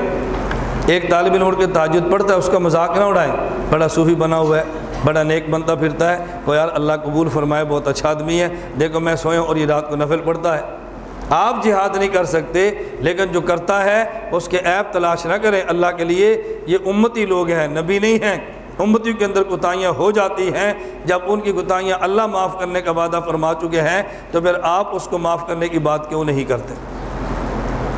میری گزارش آپ کو سمجھ آ گئی ہے؟ خیر، بات کافی لمبی ہو گئی، اللہ مجھے اور آپ کو بات سمجھنے کی توفیق عطا فرمائے۔ میں یہ گزارش کر رہا تھا، یہ خلفائے راشدین کی اصطلاح ذہن میں آ گئی، فعلیکم بسنتی وسنت الخلفاء، اس پر میں نے مثال لی ہے۔ اللہ کے نبی نے علیکم بسنتی فرمایا، علیکم بحدیثی نہیں فرمایا۔ من تمسک بسنتی۔ نمبر 2، اللہ کے نبی نے فرمایا النکاح من سنتی، یہ نہیں فرمایا النکاح من حدیثی۔ نمبر 3، جب آیت اتری یوم تبیض وجوہ وتسود وجوہ، صحابہ نے پوچھا یا رسول اللہ یوم تبیض وجوہ، قیامت کے دن بعد کے چہرے سفید ہوں گے، ان سے مراد کون ہیں؟ اللہ کے نبی نے فرمایا ہم اہل السنت والجماعہ، اختلافات سنت سے دور ہوتے ہیں، اس لیے ہم اپنا نام اہل حدیث نہیں بلکہ اہل سنت رکھتے ہیں۔ اہل حدیث نہیں بلکہ اہل سنت رکھتے ہیں، رکھتے ہی نہیں ہے، نبی کا رکھا ہوا نام ہم قبول کرتے ہیں۔ اور بعض لوگ نبی پاک کا نام لیتے ہیں لیکن نبی پاک کا نام رکھنے کے لیے تیار نہیں ہے، کہتے ہیں نام نبی کا لیں گے اور نام نبی پاک کا لیں گے، لیکن اپنا نام انگریز سے لیں گے، اپنا نام حضور سے نہیں لیں گے۔ ہم نے کہا انگریز والا کام کرنا ہو تو نام بھی انگریز سے، اور نبی والا کام کرنا ہو تو نام بھی نبی سے۔ عوام کو اہل سنت کا نام نبی نے دیا ہے اور عوام کو اہل حدیث کا نام انگریز نے دیا ہے۔ یہ لفظ عوام کیا کہ میں نے دفع دخل مقدر کیا ہے، اللہ کرے آپ کو بات سمجھ آ گئی ہو۔ بات سمجھ آ گئی آپ کو؟ میں نے آپ سے کہا تھا نا میں بتاؤں گا، ایک کل نام بتایا تھا، یاد ہے؟ الاٹیا، پلاٹیا، تلاقیہ۔ چلے ایک نام آج بھی رکھ سن لیں۔ غیر مقلدین نے اپنا ایک نام رکھا ہے اہل حدیث۔ اہل حدیث، جب آپ کا واسطہ پڑے غیر مقلد سے، آپ اس سے پوچھیں اہل حدیث سچا یا اہل حدیث جھوٹا؟ اہل حدیث سچا یا اہل حدیث؟ وہ یہ تو کہے گا نہیں میں جھوٹا ہوں، اس نے کہنا جی سچا۔ آپ نے کہنا سچا اہل حدیث وہ ہوتا ہے کہ جس کو پتہ ہو احادیث کی قسمیں کتنی ہے تو بتا، اس کو نہیں آنی۔ آپ کو پتہ ہونا جی احادیث قسمیں 16 ہیں، اس کو تو نہیں آنی نا، آپ کو 16 معلوم ہونی چاہیے۔ آپ اس سے پوچھیں محدثین کے طبقات کتنے ہیں، اس کو معلوم نہیں ہے۔ کتب احادیث کے درجات کیا ہیں، اس کو معلوم نہیں ہے۔ اچھا یہ بتا تجھے احادیث زبانی کتنی یاد ہے، اس کو معلوم نہیں۔ اچھا یہ بتا دے احادیث کی تعداد کتنی ہے، اس کو یہ بھی معلوم نہیں۔ اسے کو پھر تو اہل حدیث کیسا ہے؟ کیوں؟ اہل تفسیر کہتے ہیں جو تفسیر کا ماہر ہو، اہل فقہ کہتے ہیں جو فقہ کا ماہر ہو، اہل تاریخ جو تاریخ کا ماہر ہو، اور اہل حدیث جو حدیث کا ماہر ہو۔ امام ابو حنیفہ اہل حدیث کہلوائیں تو سچے، امام مالک کہلوائیں تو سچے، امام شافعی امام احمد کہلوائیں تو سچے، امام بخاری امام مسلم وغیرہ محدثین فرمائیں تو سچے، وہ حدیث کے ماہر تھے، اور حدیث کے ماہر کو اہل حدیث کہنا یہ سچا ہے، اور حدیث کا ماہر نہ ہو، کام ہو پکوڑے بیچنا اور نام اہل حدیث، یہ جھوٹا اہل حدیث ہے، سچا نہیں ہے۔ بات سمجھ آ رہی ہے؟ اس لیے آپ پوچھیں اہل حدیث سچا یا جھوٹا، اگر وہ کہ جھوٹا تو پھر تو مسئلہ ہی حل ہو گیا، اگر وہ کہہ دے سچا تو آپ اسے کبھی سچا وہ جو حدیث کا ماہر ہو، جب تو حدیث کا ماہر نہیں جب تو اہل حدیث سچا نہیں بلکہ اہل حدیث جھوٹا ہے، یہ بات کہہ لیں گے نا تو جھوٹا اہل حدیث ہے۔ اس پر ایک بات سمجھ لیں، مجھے ٹنڈو اللہ یار دارالعلوم میں میرا ایک بیان تھا، ہمارا کورس چل رہا تھا، بیان سے فارغ ہوا تو ایک بندہ مجھے ملا، اس نے مجھے کہا جی مولانا صاحب یہ بات مجھے صحیح سمجھ نہیں ہے، ایک اہل حدیث سچا ہے اور ایک اہل حدیث جھوٹا ہے۔ میں نے اسے کہا آپ کی قوم کون سی ہے؟ اس نے کہا بھٹی۔ میں نے کہا آپ نے شادی کس عورت سے کی ہے، وہ کس قبیلے کی ہے؟ کہتا ہے جی بھٹن یعنی بھٹی ہے۔ میں نے کہا تو جھوٹ بولتا ہے۔ مجھے کہتے کیوں؟ میں نے کہا آپ کی بیوی تو دھوبن ہے۔ اس نے کہا نہیں جی بھٹن ہے۔ میں نے کہا دھوبن ہے۔ اس نے کہا نہیں جی بھٹن ہے۔ میں نے کہا دھوبن ہے۔ اس نے کہا آپ کو کیسے پتا؟ میں نے کہا آپ کی بیوی آپ کے کپڑے دھوتی ہے؟ اس نے کہا جی ہاں۔ تو میں نے کہا دھوبن ہوئی نا، آپ کی بیوی آپ کے بچوں کے کپڑے دھوتی ہے؟ مجھے کہتے ہیں جی ہاں۔ تو میں نے کہا پھر دھوبن ہوئی نا؟ مجھے کہتے ہیں نہیں۔ میں نے کہا جب کپڑے دھوتی ہے پھر دھوبن کیوں نہیں ہے؟ اس نے کہا مولانا صاحب دھوبن اسے نہیں کہتے جو کپڑے دھوئے، دھوبن اسے کہتے ہیں جس کا کپڑے دھونا پیشہ ہو، جس کا کپڑے دھونا پیشہ ہو۔ تو میں نے کہا اچھا تو موچی ہے؟ مجھے کہتے ہیں نہیں۔ میں نے کہا اپنی جوتی کو کبھی تو نے ٹانکا لگایا ہو؟ اس نے کہا جی نہیں۔ میں نے کہا مجھے بات سمجھ آ گئی۔ تو درزی ہے؟ مجھے کہتا ہے نہیں۔ میں نے کہا کبھی اپنے کپڑے کو تو نے سیا ہو؟ کہتا ہے سیا تو ہے۔ تو میں نے کہا پھر درزی ہوا نا؟ اس نے کہا درزی وہ نہیں جو اپنے کپڑے کو ٹانکا لگائے۔ میں نے کہا تمہاری گھر والی نے کبھی اپنے بچے کا پورا سوٹ سیا ہو؟ کہتا ہے ایسا تو کئی بار ہوا۔ میں نے کہا پھر تمہاری بیوی درزن ہے؟ مجھے کہتا ہے نہیں۔ میں نے کہا کیوں؟ اس نے کہا درزی وہ نہیں جو اپنے بچوں کے کپڑے سی لے، درزی وہ ہے جس کا کپڑے سینا پیشہ ہو۔ میں نے کہا پتہ چلا خامد کا کپڑے دھونے والی دھوبن نہیں، دھوبی وہ جس کا کپڑے دھونا پیشہ ہو۔ بچوں کے کپڑے سینے والی کا نام درزن نہیں، درزی وہ جس کا کپڑے سینا پیشہ ہو۔ میں نے کہا ایک رفع الیدین کی حدیث کا اردو ترجمہ آتا ہو وہ اہل حدیث نہیں، اہل حدیث وہ ہے جو حدیث کا ماہر ہو، اہل حدیث وہ جو حدیث کا ماہر ہو۔ اب دوسرا نام آج سمجھ آ گیا، اس پہ بحث بھی ذہن میں رکھ لیں۔ لیکن اگر کوئی بندہ آپ سے کہہ دے کہ جی آپ کون ہیں؟ آپ نے کہنا اہل سنت والجماعت، تو آپ کی عوام سنت کی ماہر ہے؟ آپ نے کہنا نہیں۔ تو پھر یہ اہل سنت جھوٹے ہوئے نا، سچے تو نہ ہوئے۔ کیوں؟ اہل تاریخ جو تاریخ کا ماہر ہو، اہل تفسیر تفسیر کا ماہر ہو، اہل حدیث حدیث کا ماہر ہو، اہل فقہ فقہ کا ماہر ہو، تو اہل سنت جو سنت کا ماہر ہو۔ تو جب آپ کے سنت کے ماہر نہیں ہیں تو خود کو اہل سنت کیوں کہلواتے ہیں؟ بات سمجھ آ گئی ہے؟ اس کا جواب ذہن نشین فرما لیں۔ ایک اس کا جواب الزامی ہے اور ایک اس کا جواب تحقیقی ہے، دونوں قسم کے جواب ذہن میں رکھ لیں۔ خود غیر مقلدین نے اس بات کا اعتراف کیا ہے، زبیر علی زئی نے خود، ڈاکٹر غالباً ابو جابر عبداللہ دمانوی، اس کی کتاب کے ایک مقدمے میں زبیر علی زئی نے لکھا ہے کہ تاریخ کے ماہر کو اہل تاریخ کہتے ہیں، حدیث کے ماہر کو اہل حدیث کہتے ہیں، تفسیر کے ماہر کو اہل تفسیر کہتے ہیں، اور سنت کے عامل کو اہل سنت کہتے ہیں، سنت کے عامل کو اہل سنت کہتے ہیں۔ معلوم ہوا کہ اہل سنت سنت کے ماہر کو کہنا، اس کو آپ کے بڑے بھی نہیں مانتے۔ اور تحقیقی جو آپ سمجھیں، میں نے کہا بھی قیاس کا تقاضا تو یہی ہے کہ جس طرح آپ حدیث کے ماہر نہیں، آپ کا اہل حدیث کہنا غلط ہے، ہماری عوام جو سنت کے ماہر نہیں ان کو اہل سنت کہنا بھی غلط ہے۔ قیاس کا تقاضا تو یہی ہے، لیکن ہم مجبور ہیں کہ ہماری عوام سنت کی ماہر نہ ہو تب بھی ان کو اہل سنت کہنا ہے۔ ہم مجبور ہیں اپنے امام کے اصول کے ہاتھوں۔ کیوں؟ ہمارے امام اعظم ابو حنیفہ رحمۃ اللہ علیہ فرماتے ہیں اگر حدیث کے قیاس کے مقابلے میں حدیث آ جائے تو پھر ہم قیاس کو چھوڑ دیتے ہیں اور حدیث کو لے لیتے ہیں۔ ہم نے حدیث دیکھی ہے کہ جب اللہ کے نبی صلی اللہ علیہ وسلم سے صحابہ نے پوچھا یا رسول اللہ یوم تبیض وجوہ، جن کے چہرے قیامت کو سفید ہوں گے، ان سے مراد کون ہے؟ تو اللہ کے نبی نے فرمایا ہم اہل السنت والجماعہ، ہم اہل السنت والجماعہ۔ کیوں؟ جنت میں جانے کے لیے علم نہیں، جنت میں جانے کے لیے عمل ہے، جنت میں جانے کے لیے صحیح العقیدہ ہے۔ جنت میں صرف مولوی نہیں جائیں گے، جنت میں عوام بھی جائے گی۔ قیامت کو چہرے صرف علماء کے سفید نہیں ہوں گے، عوام کے بھی ہوں گے۔ قیاس کا تقاضا یہ تھا کہ جس طرح حدیث کا ماہر نہ ہو اہل حدیث کہنا غلط ہے، سنت کا ماہر نہ ہو اہل سنت کہنا غلط ہے، لیکن چونکہ اللہ کے نبی نے سنت کا ماہر نہ ہو اسے اہل سنت فرما دیا۔ اب ہم نبی کی بات مانیں یا تمہارے قیاس کو مانیں؟ اللہ کے نبی کی بات مانیں یا تمہارے قیاس کو مانیں؟ اس لیے ہم جناب کے قیاس کو نہیں مانتے، اللہ کے نبی کی حدیث کو مانتے ہیں اور اپنے امام کے اصول کو مانتے ہیں۔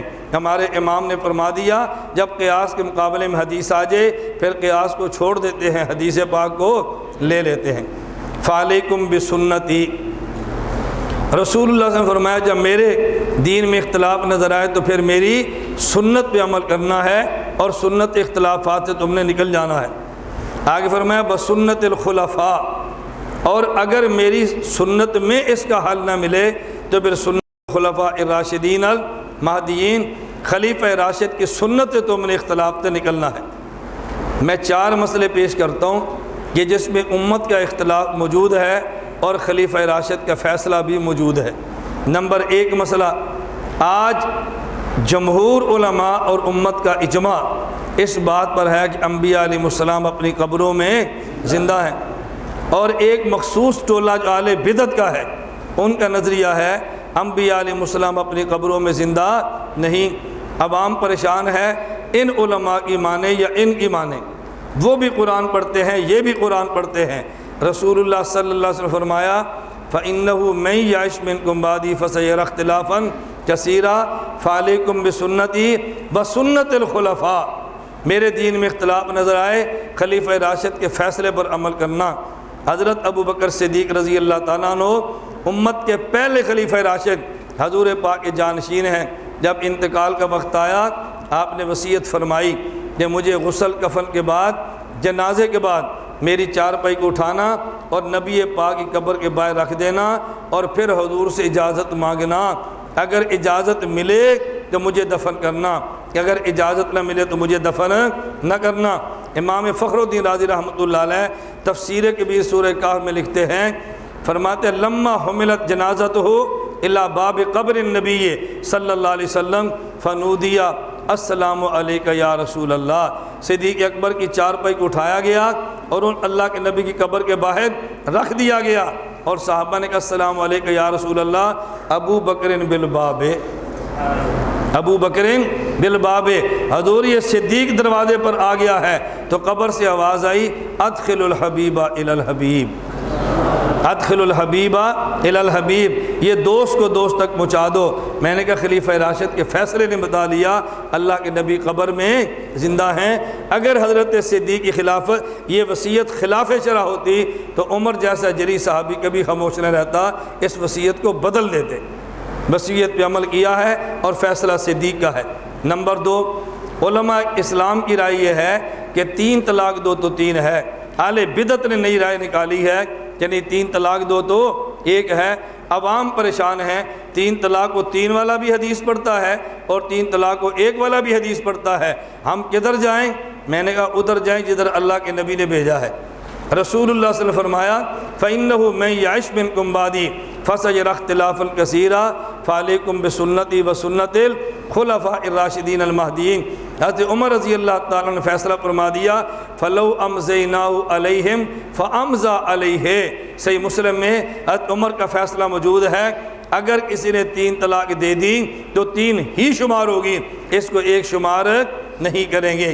نمبر 3 مسئلہ، آج علماء اسلام پوری دنیا میں دیکھ لیں جمعے کے دن خطبے میں جمعے کے دن اذانیں 2 دیتے ہیں اور غیر مقلد نے 2 کی بجائے 1 اذان شروع کر رکھی ہے۔ حرم کعبہ میں بھی 2 ہیں، حرم مدینہ میں بھی 2 ہیں، اور پوری دنیا اسلام میں ہر مسجد کے اندر 2 اذانیں دی جاتی ہے۔ غیر مقلد نے 1 شروع کر دی، اب لوگ پریشان ہیں، وہ بھی حدیث پیش کرتے ہیں آپ بھی حدیث پیش کرتے ہیں، ہم کدھر جائیں؟ ہم نے کہا ادھر جائیں جدھر اللہ کے نبی نے بھیجا ہے۔ رسول اللہ صلی اللہ علیہ وسلم نے فرمایا فَإِنَّهُ مَن يَعِشْ مِنكُم بَعْدِي فَسَيَرَى اخْتِلَافًا كَثِيرًا فَعَلَيْكُم بِسُنَّتِي وَسُنَّتِ الْخُلَفَاءِ الرَّاشِدِينَ الْمَهْدِيِّينَ۔ حضرت عثمان بن عفان کا فیصلہ صحیح بخاری میں موجود ہے، ان التاذین الثانیہ یوم الجمعہ امر بھی عثمان حین کسر اہل المسجد، جمعے کے دن کی 2 اذان کا فیصلہ حضرت عثمان بن عفان کا ہے۔ نمبر 4، پوری دنیا میں مسلمان 20 رکعت تراویح پڑھتے ہیں، اور غیر مقلدین نے نیا مسئلہ پیش کر دیا کہ تراویح 20 نہیں بلکہ تراویح 8 ہے۔ یہ تراویح کے عنوان پہ بات آئے گی۔ غیر مقلد دراصل تراویح کے قائل ہی نہیں، عوام کی جوتیوں سے بچنے کے لیے وہ تہجد کو تراویح کہہ دیتے ہیں، ورنہ در حقیقت وہ تراویح کے قائل ہی نہیں ہیں۔ اب عوام پریشان ہے کہ وہ بھی حدیثیں پیش کرتے ہیں، آپ بھی پیش کرتے ہو، ہم کدھر جائیں؟ میں نے کہا ادھر جاؤ جدھر اللہ کے نبی صلی اللہ علیہ وسلم نے بھیجا ہے۔ حضور پاک صلی اللہ علیہ وسلم نے فرمایا فَإِنَّهُ مَن يَعِشْ مِنكُم بَعْدِي فَسَيَرَى اخْتِلَافًا كَثِيرًا فَعَلَيْكُم بِسُنَّتِي وَسُنَّتِ الْخُلَفَاءِ الرَّاشِدِينَ الْمَهْدِيِّينَ۔ میری سنت پہ فیصلہ لینا اور خلیفہ راشد کی سنت پہ فیصلہ لینا۔ مسند الامام زید، امام زید کون ہیں؟ زید بن علی بن حسین بن علی، حضرت علی کے پڑپوتے ہیں۔ ان کی کتاب ہے مسند امام زید، اس میں علی رضی اللہ تعالیٰ عنہ کا فیصلہ موجود ہے کہ جو آدمی نماز پڑھاتا تھا، حضرت علی نے فرمایا کہ ان کو تراویح 20 پڑھانا، ہر 2 پر سلام پھیرنا، ہر 4 پر ترویہ کرنا۔ تو فیصلہ خلیفہ راشد کا آ گیا۔ اللہ کے نبی نے بتا دیا امت میں اختلاف ہو تو خلیفہ راشد کے فیصلے کو مان لینا، اس سے امت اختلافات سے نکل جائے گی۔ فعلیکم بسنتی وسنت الخلفاء الراشدین المہدیین۔ اس پر ایک چھوٹا سا سوال سمجھ لیں۔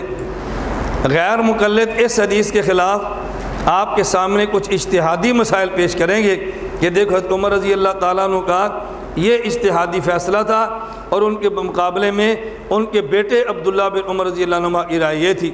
تو جب ان کی بات ان کا سگا بیٹا نہیں مان رہا تو بتاؤ ہمارے ذمہ ان کی بات ماننا کیسے ضروری ہے؟ یہ بات اچھی طرح سمجھ لیں، یہ بڑا اہم اشکال ہے جو وہ پیش کرتے ہیں۔ اب میں مثالیں نہیں دے رہا، پھر وقت بہت زیادہ لگتا ہے، لیکن ذہن میں رکھ لیں، اس کا جواب سمجھیں۔ ہم کہتے ہیں رسول اللہ صلی اللہ علیہ وسلم نے فرمایا فعلیکم بسنتی وسنت الخلفاء الراشدین، یہ نہیں فرمایا فعلیکم بسنتی و اجتہاد الخلفاء الراشدین، یہ نہیں فرمایا ورائے الخلفاء، یہ نہیں فرمایا، بلکہ بسنت الخلفاء فرمایا۔ ایک ہے خلیفہ راشد کی رائے، ایک ہے خلیفہ راشد کی سنت۔ خلیفہ راشد کی رائے وہ ہے اجتہادی مسئلے میں اپنی رائے دی ہے اور صحابہ کرام نے توثیق نہیں فرمائی، یہ بات الگ ہے۔ اور ایک مسئلہ منسوخ نہیں تھا، اس میں خلیفہ راشد نے ایک اپنی رائے پیش کی اور صحابہ نے اس کو مان لیا اور بطور فیصلے کے نافذ کر دیا، یہ ہے سنت الخلفاء۔ یہ کیا ہے؟ سنت الخلفاء۔ ہم نے بات سنت الخلفاء کی ہے اور تم نے مقابلے میں رائے الخلیفہ پیش کی ہے۔ رائے الخلیفہ اور ہے اور سنت خلیفہ اور ہے۔ خلیفہ راشد بحیثیت مجتہد اگر ایک مسئلے پر اجتہاد پیش کرے اور دوسرا صحابی مقابلے میں بحیثیت مجتہد اپنا اجتہاد پیش کرے تو اس کی حیثیت الگ ہے، لیکن خلیفہ راشد اپنی رائے پیش کر کے صحابہ کو اعتماد میں لے کے فیصلہ فرما دے اور اس کی حیثیت سنت و طریقہ کی بن جائے، اس کا اختلاف کوئی صحابی کرے تو وہ مثالیں پیش کرو۔ فعلیکم بسنتی وسنت الخلفاء الراشدین المہدیین تمسکوا بہا وعضوا علیہا بالنواجذ۔ یا سنتیں 2 ہیں، نمبر 1 سنت رسول صلی اللہ علیہ وسلم اور نمبر 2 سنت خلیفہ۔ کتنی سنتیں ہیں؟ 2۔ اللہ کے نبی ضمیر واحد کی لائے ہیں تمسکوا بہا، اور بھائی جب مرجع 2 ہو تو پھر ضمیر واحد کی نہیں آتی بلکہ تثنیہ کی آتی ہے۔ جب چیزیں 2 ہیں تو پھر تمسکوا بہما فرمانا چاہیے، عضوا علیہما فرمانا چاہیے۔ سنتیں 2 ہونے کے باوجود نبی کریم صلی اللہ علیہ وسلم نے تمسکوا بہا فرمایا، بہما نہیں فرمایا، عضوا علیہا فرمایا، عضوا علیہما نہیں فرمایا۔ اس بات کی دلیل ہے کہ نبی پاک صلی اللہ علیہ وسلم سمجھانا چاہتے ہیں کہ خلیفہ راشد کی سنت اگرچہ دیکھنے میں الگ ہے لیکن در حقیقت خلیفہ کی سنت یہ مصطفیٰ کی سنت ہے۔ یہ دیکھنے میں الگ ہے لیکن در حقیقت یہ میری سنت ہے۔ خلیفہ راشد کی سنت کو اتنی اہمیت دینی ہے کہ جتنی اہمیت نبی کی سنت کو دیتے ہیں، تو پھر اختلافات سے نکلو گے، ورنہ اختلافات سے تم نکل نہیں سکتے۔ فعلیکم بسنتی وسنت الخلفاء الراشدین المہدیین تمسکوا بها وعضوا علیہا بالنواجذ وایاکم محدثات الامور۔ خلیفہ راشد کے فیصلے کے مقابلے میں کوئی مسئلہ آ جائے، وہ بدعت ہے، وہ نیا ہے، محدث ہے، بدعت ہے، اور بدعت سے بچنا امت کے ذمے ہے۔ اس لیے ہم کہتے ہیں کہ اللہ کے نبی کے علاوہ کسی مجتہد کی بات کو ماننا اور دلیل کا مطالبہ نہ کرنا یہ تقلید ہے۔ اللہ کے نبی نے اپنے علاوہ خلیفہ راشد کی بات ماننے کا بھی حکم دیا ہے، اور اسی کا نام تقلید ہے۔ اس نے آگے سوالات کے ضمن میں آنا ہے، لیکن میں یہاں اس کی مناسبت سے صاف کرنے لگا ہوں تاکہ آپ کے ذہن میں بات اچھی طرح آ جائے۔ پھر لوگ ہمیں کہتے ہیں کہ جب خلفۂ راشدین کی سنت ماننا ضروری ہے اور یہ مجتہد ہیں، ان کا اجتہاد ماننا چاہیے اور تقلید کرنی چاہیے، پھر ہمیں آپ یہ بتائیں آپ خلفۂ راشدین کی بجائے حضرت امام اعظم ابو حنیفہ کی تقلید کیوں کرتے ہیں؟ آپ خلفۂ راشدین کی بجائے حضرت امام اعظم ابو حنیفہ کی تقلید کیوں کرتے ہیں؟ آپ کو تقلید خلیفہ راشد کی کرنی چاہیے۔ ہم نے کہا یہ اعتراض وہ کرتا ہے جو تقلید کی پوری تعریف کو نہیں جانتا۔ تقلید کی پوری تعریف کو جان لے پھر اعتراض نہیں کرتا۔ اب آپ وہ تقلید کی تعریف ذہن میں رکھے جو میں نے آپ کو آخر میں لکھلوائی تھی۔ مسائل اجتہادیہ میں غیر مجتہد کا ایسے مجتہد کے مفتہ بہا مسائل کو مان لینا کہ جو ایسے مجتہد کے مفتہ بہا مسائل کو مان لینا جس کا مجتہد ہونا دلیل شرعی سے ثابت ہو، توجہ نہ بلا مطالبہ دلیل مان لینا جس کا مجتہد ہونا دلیل شرعی سے ثابت ہو، اور اس مجتہد کا مذہب اصولاً و فروعاً مدون ہو کر مقلد کے پاس تواتر کے ساتھ پہنچا ہو۔ ایسے مجتہد کی تقلید اب ہم کریں گے کہ جس کا مذہب اصول اور فروع کے اعتبار سے مدون ہو۔ آپ خلفۂ راشدین میں سے کوئی ایک خلیفہ راشد بتا دیں کہ جس نے پورے مذہب کے اصول اور فروع مدون کرا دیے ہوں، ہم ان کی تقلید کرنے کے لیے تیار ہیں۔ تو جب انہوں نے مدون فرمایا ہی نہیں، ہم ان کی تقلید کلی کریں کیسے؟ جو مسائل اجتہاد سے انہوں نے نبوت کے بعد بتائے، ہم ان میں انہی کی تقلید کرتے ہیں۔ اور حضرت امام اعظم ابو حنیفہ رحمۃ اللہ علیہ کے اس بارے میں جملہ ذہن نشین فرما لیں۔ امام صاحب نے فرمایا اذا جاء الحدیث عن الرسول صلی اللہ علیہ وسلم فعلی الرأس والعین، اگر نبی پاک کی حدیث آ جائے تو سر بہ چشم قبول ہے۔ وَإِذَا جَاءَ عَنِ الصَّحَابَةِ رضی اللہ عنہم، اور جب کوئی مسئلہ صحابہ کرام سے آ جائے اخترنا من اقوالہم ولم نخرج من اقوالہم، پھر میں صحابہ ہی میں سے ایک صحابی کا قول لیتا ہوں، صحابہ کے اقوال سے نکلتا نہیں ہوں۔ وَإِذَا جَاءَ عَنِ التَّابِعِينَ، اور جب صحابہ کے بعد تابعین سے مسئلہ آ جائے فَهُمْ رِجَالٌ وَنَحْنُ رِجَالٌ، فَهُمْ رِجَالٌ وَنَحْنُ رِجَالٌ زَاحَمُونَا فَزَاحَمْنَاهُمْ، پھر وہ بھی مرد ہیں میں بھی مرد ہوں، وہ میرا مقابلہ کرے میں ان کا مقابلہ کروں۔ میں نبی کے مقابل نہیں آتا، صحابی کے مقابل نہیں آتا، اور بعد والے آ جائیں تو قوت دلیل سے بات مانتا ہوں اور قوت دلیل سے بات کو رد کرتا ہوں۔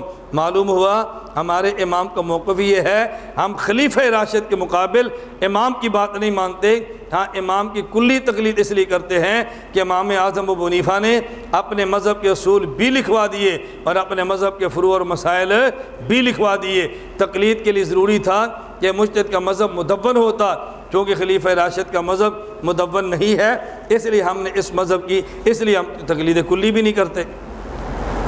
اس سے ایک بات اور سمجھ لیں، یہ میں نے بتایا نا اصل تو تقلید پر شبہات کے جوابات کے ساتھ تعلق ہے، لیکن چونکہ تعلق اس کے حدیث کے ساتھ ہے اس لیے میں شبہ کا جواب یہی دینا چاہتا ہوں۔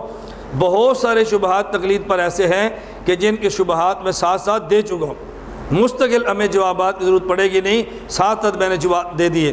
ایک شبہ سمجھیں، ہمارے امام اعظم ابو حنیفہ رحمۃ اللہ علیہ مکہ کے نہیں، مدینہ کے نہیں، بلکہ کوفہ کے ہیں۔ اس پر غیر مقلدین شور مچاتے ہیں، نہ تمہیں امام مکہ مکرمہ کا ملا نہ امام مدینہ منورہ کا ملا، تمہیں امام ملا تو وہ بھی کوفہ کا ملا۔ تو تمہیں کوفہ کا امام ملا ہے، مکہ اور مدینہ کا امام نہیں ملا۔ جب کوئی بندہ یہ سوال کرے نا، آپ نے سینہ تان کے کہنا ہے کہ پہلا امام مکہ اور مدینہ کا نہیں، پہلا امام ہونا ہی کوفہ کا چاہیے۔ کیا کہنا ہے؟ پہلا امام مکہ اور مدینہ کا نہیں بلکہ پہلا امام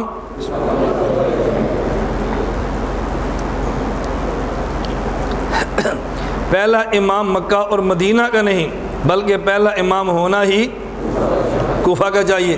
لوگ کہیں گے عجیب بات ہے کہ پہلا امام مکہ اور مدینہ کا نہیں بلکہ پہلا امام ہونا ہی کوفہ کا چاہیے۔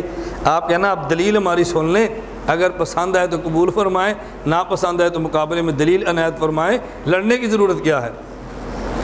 آپ کا تو دعویٰ یہ ہے کہ آپ دلیل سے بات کرتے ہیں اور بغیر دلیل کے بات ہی نہیں کرتے۔ حضور اکرم صلی اللہ علیہ وسلم کے بعد خلفائے راشدین جن کی خلافت راشدہ موعودہ فی القرآن ہے وہ 4 ہیں۔ نمبر 1 حضرت ابوبکر صدیق، نمبر 2 حضرت عمر فاروق، نمبر 3 حضرت عثمان غنی، اور نمبر 4 حضرت علی المرتضیٰ رضی اللہ تعالی عنہم۔ اور ان خلفائے راشدین کے بعد جو امت کے فقہا ہیں جن کی پوری دنیا میں تقلید ہوئی وہ بھی 4 ہیں۔ نمبر 4 امام احمد بن حنبل، نمبر 3 امام محمد بن ادریس شافعی، نمبر 2 امام مالک، اور نمبر 1 امام اعظم ابو حنیفہ۔ آپ کو تعجب ہوگا کہ میں نے ادھر گنتی سیدھی شروع کی ہے، ادھر گنتی الٹی شروع کی ہے۔ جب ادھر سے گنتی سیدھی ہے ادھر سے سیدھی کیوں نہیں کی؟ اس لیے کہ میں نے آپ کو مسئلہ سمجھانا ہے۔ خلفائے راشدین میں سے پہلے خلیفہ حضرت ابوبکر، دوسرے حضرت عمر، تیسرے، چوتھے حضرت، اور فقہائے اربعہ میں سے چوتھے خلیفہ حضرت امام احمد بن محمد بن حنبل، تیسرے امام محمد بن ادریس شافعی، دوسرے امام مالک، اور پہلے امام اعظم ابو حنیفہ نعمان بن ثابت۔ اب ہم کہتے ہیں کہ اصول یاد رکھیں، جب بھی کوئی آدمی مشن کو لے کر اٹھے تو جہاں پہ بڑا مشن چھوڑ کے جاتا ہے اس کے بعد والا چھوٹا وہاں سے مشن لے کے چلتا ہے۔ جہاں سے بڑا مشن چھوڑ کے جاتا ہے وہاں سے بعد والا چھوٹا مشن لے کے چلتا ہے۔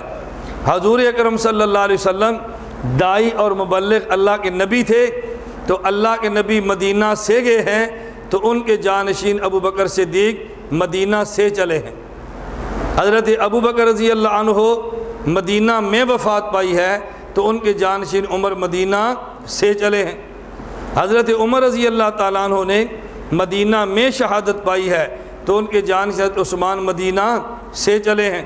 حضرت عثمان کے جانشین علی المرتضیٰ رضی اللہ تعالیٰ عنہ نہ مکہ میں شہید ہوئے نہ مدینہ میں شہید ہوئے، مدینہ سے چلے تو کوفہ میں جا کر شہید ہوئے۔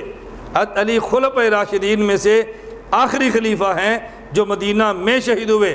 امام اعظم ابو حنیفہ رحمۃ اللہ علیہ 4 فقہا میں پہلے فقیہ ہیں، 4 مجتہدین میں پہلے مجتہد ہیں۔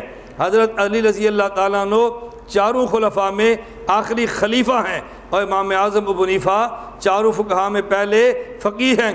تو جہاں پہ آخری خلیفہ شہید ہوا ہے وہاں پہ پہلے فقیہ نے پیدا ہونا ہے۔ اگر آخری خلیفہ مکہ میں فوت ہوتا تو پہلا فقیہ مکہ میں پیدا ہوتا۔ اگر آخری خلیفہ مدینہ میں فوت ہوتا تو پہلا فقیہ مدینہ میں پیدا ہوتا۔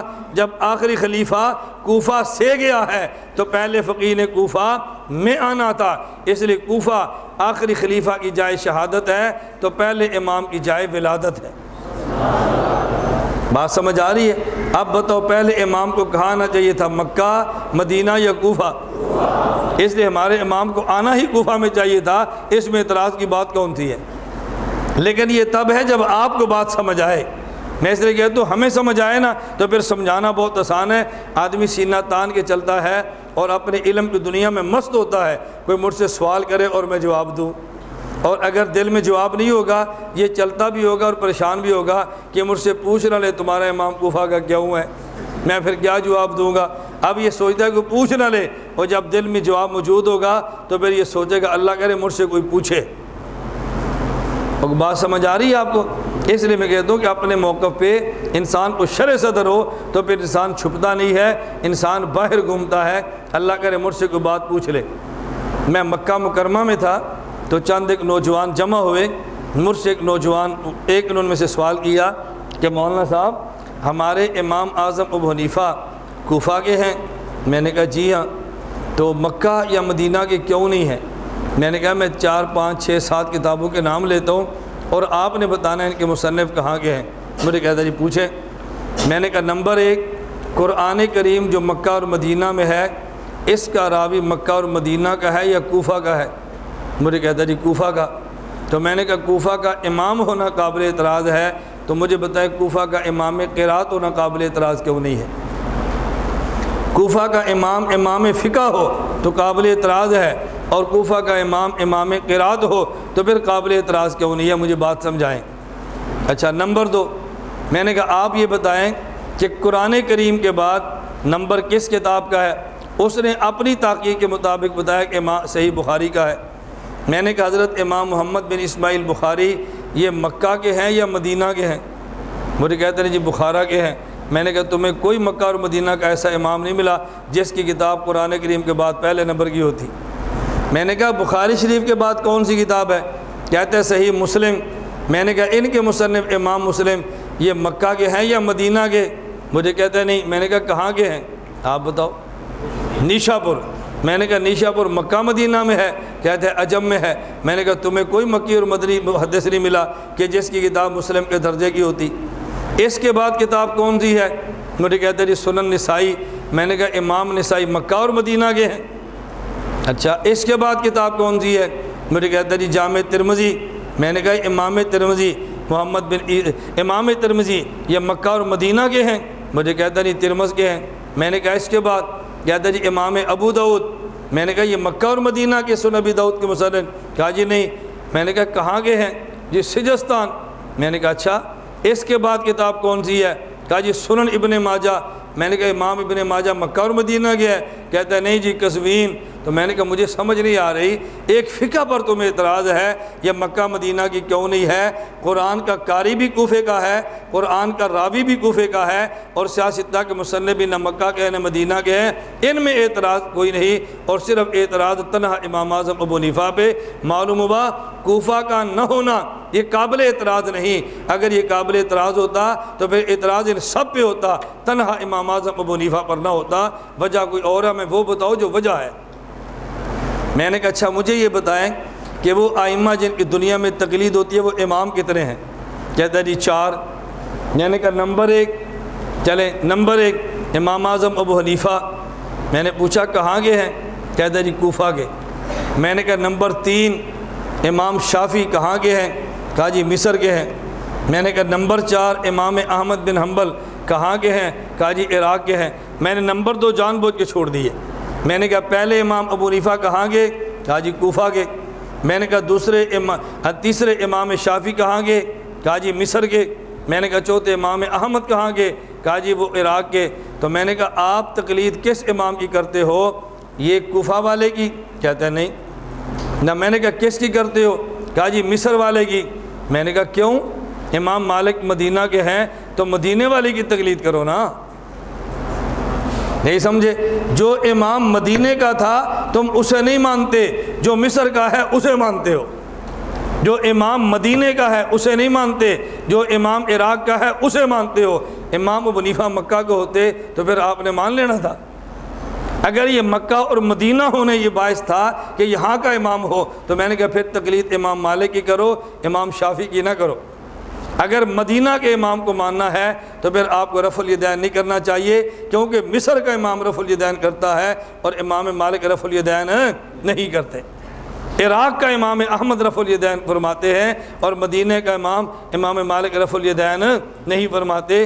میں نے کہا صرف ایک اعتراض ہے، ہماری پنجابی زبان میں کہتے ہیں آٹا گندی ہلدی کیوں ہے؟ جب عورت آٹا گوندے نا تو ہلتی بھی ہے، ساتھ آٹا بھی گوندتی ہے، تو کہتے ہیں آٹا گوندی ہلدی کیوں ہے؟ بھائی جب آٹا گوندنا ہے تو پھر ہلے گی نا، اب اس لیے آگے پیچھے ہونا ہے تو آٹا گوندے گی، ایسے آٹا کیسے گوند سکتی ہے؟ میں نے کہا جس طرح آٹا گوندنے والی کی حرکت پر اعتراض ہے، اسی طرح امام صاحب کے صاحب کوفہ ہونے پر اعتراض ہے۔ اگر اعتراض ہوتا تو پھر امام شافعی امام احمد پر بھی ہوتا نا، ان پر آپ اعتراض نہیں فرماتے، تنہا امام پر اعتراض فرماتے ہیں۔ کیوں؟ لا خیر فی من لا حاسد لا، لا خیر فی من لا حاسد لا، جس آدمی کا حاسد نہ ہو اس میں بھلائی کوئی نہیں ہوتی، اور جس آدمی کا حلقہ جتنا بڑا ہو اس کے مخالف بھی اتنے بڑے ہوتے ہیں۔ اللہ آپ کا حلقہ بڑھا دے اور اللہ آپ کے مخالف کم کر دے۔ ہم یہ نہیں کہتے آپ کے مخالف زیادہ ہو جائے، ہم کہتے ہیں اللہ آپ کا حلقہ بڑھا دے اور آپ کے مخالف کم کر دے۔ حلقہ بڑا ہونا اللہ کی نعمت ہے، اور مخالف زیادہ ہو جائے، اس مخالفت کو سنبھالنا ہر کسی کے بس میں نہیں ہوتا۔ اللہ آپ کی بھی حفاظت فرمائے، اللہ میری بھی حفاظت فرمائے، اللہ اس مرکز کی بھی حفاظت فرمائے۔ وآخر دعوانا ان الحمد للہ رب العالمین۔